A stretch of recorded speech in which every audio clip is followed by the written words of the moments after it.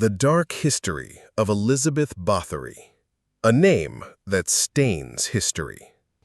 Ensure the preparations are complete by nightfall. I expect no delays.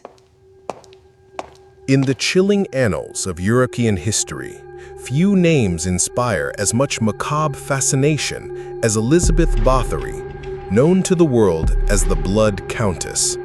Born into the aristocratic circles of the Kingdom of Hungary during the late Renaissance, she was at once a woman of privilege, a political player, and, if accounts are to be believed, one of the most prolific female serial killers in recorded history. Yet the story of Erzsébet Báthory is not simply a tale of sadistic cruelty.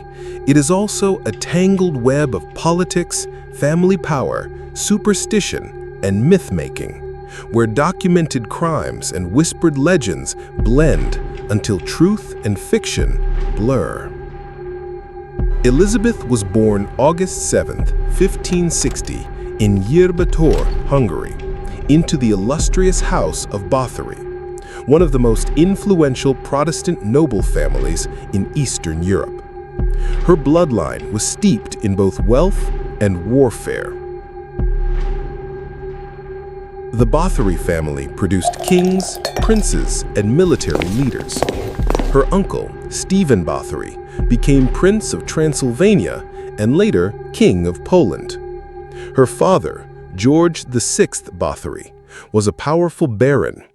Her mother, Anna Bathory, hailed from another branch of the same dynasty, making Erzsébet the product of inbreeding, a practice common among European nobility to preserve political alliances and fortunes. Historians have speculated that this inbreeding may have contributed to epileptic seizures, violent mood swings, and possible psychological instability, factors that may have shaped the darkness within her, influencing her later behavior. From an early age, Erzsébet was surrounded by brutality and superstition. As a child, she reportedly witnessed public executions, floggings, and torture sessions carried out by her family's retainers. Folk beliefs in witchcraft, blood magic, and pagan rites were still strong in rural Hungary, and some claim Erzsébet's childhood nurse introduced her to occult practices.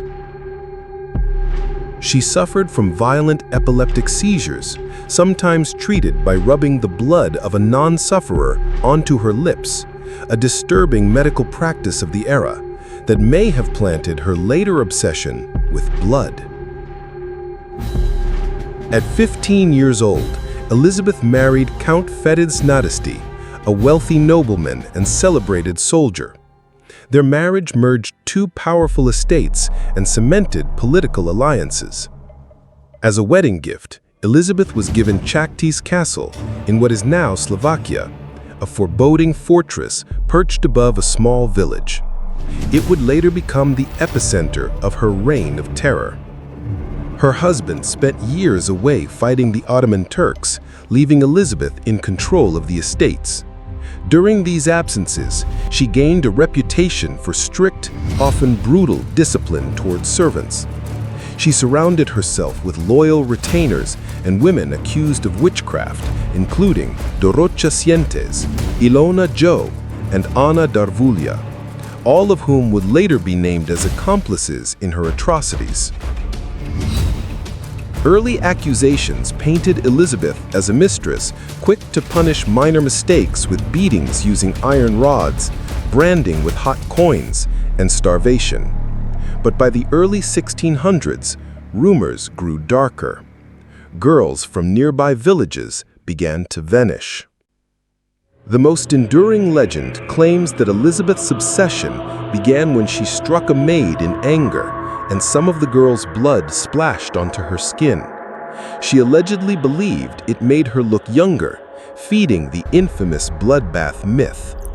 Though historians doubt she literally bathed in blood, trial testimonies describe unspeakable acts.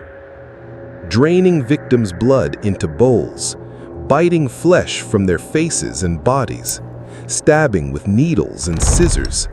freezing victims naked in the snow as amusement, beheading or cutting off hands for sheer cruelty. By the time formal investigations began, more than 300 witnesses came forward. Officially recorded deaths, at least 80 murders based on corroborated testimonies. Alleged total, as many as 650 victims, mostly peasant girls lured to the castle with false promises of work. Noble-born victims, a dangerous escalation. Abducting or killing daughters of minor aristocrats brought the crown's attention. Searches of the castle uncovered human bones, skeletal remains, and body parts hidden in strategic places, some buried in the grounds, others concealed in walls or in the hills surrounding the fortress. While Elizabeth became the central figure in the scandal, records suggest she did not act alone. Count Fedin's Nádasdy, her husband, allegedly participated in early acts of torture before his death in 1604. Her cousin, Erzsébet Báthory, Prince of Transylvania, was rumored to commit similar atrocities, suggesting a family culture of impunity. Her inner circle, Anna Darvulia, Dorocha Sientes, Ilona Jo, and János Újvári, assisted in luring, restraining, torturing, and disposing of victims. Some historians argue that powerful family connections shielded her for years, until the disappearance of noble girls forced action. In 1610, King Matthias II of Hungary ordered an investigation led by György Thurzó, the Palatine of Hungary. When Thurzó arrived at Cachtice Castle in December 1610, he claimed to have found dead and dying girls scattered within the fortress walls. Elizabeth was arrested, but never formally tried, a move likely meant to spare her family public disgrace. Her accomplices were tried and executed in 1611. Elizabeth herself was walled into a set of rooms in her castle, with only a small slit for food and air. She remained there until her death on August 21, 1614. Elizabeth's life and crimes remain clouded by contradictions. Political assassination theory. Some historians believe she was framed by the crown, eager to confiscate her lands and wealth. The bloodbath myth. The idea that she bathed in virgin blood emerged decades after her death, likely an exaggeration turned Gothic legend. Family complicity.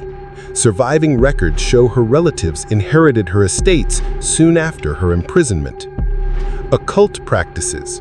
While her trial records mention witchcraft, these could have been political smear tactics.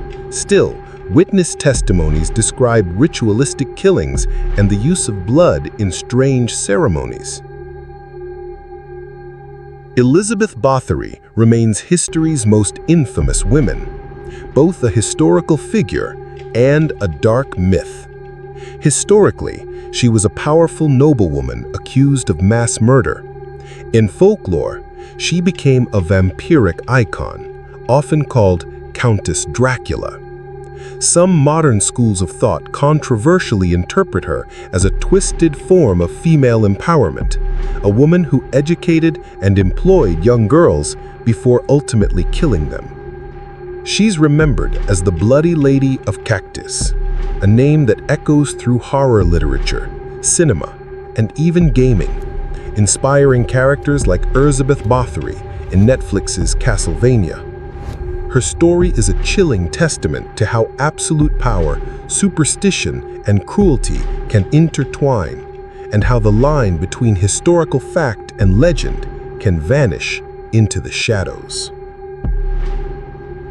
We've walked through Bathory's castle halls, stained with legend and blood.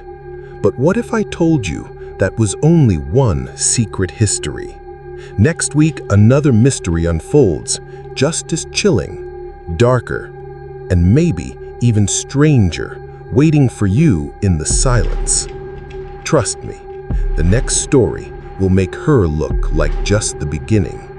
Next week, we step into another nightmare. Subscribe and join me when the next shadow is revealed.